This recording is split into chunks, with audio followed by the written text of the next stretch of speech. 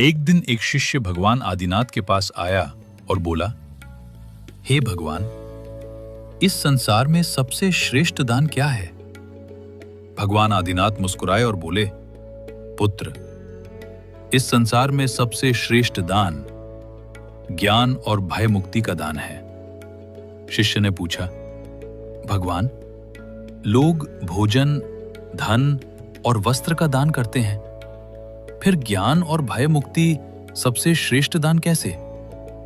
भगवान आदिनाथ ने पास रखा एक दीपक जलाया और बोले, यदि किसी भूखे को भोजन दिया जाए तो उसकी भूख कुछ समय के लिए मिटती है, लेकिन यदि किसी अज्ञानी को ज्ञान दिया जाए तो उसका पूरा जीवन बदल सकता है।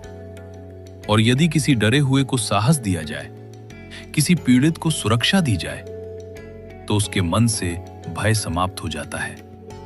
पुत्र, जो दान किसी का जीवन बदल दे, वही सबसे श्रेष्ठ दान होता है। धन का दान समाप्त हो सकता है, लेकिन ज्ञान और करुणा का दान जीवन भर प्रकाश देता है। यह सुनकर शिष्य समझ गया, दुनिया का सबसे श्रेष्ठ दान ज्ञान और भय मुक्ति का दान है।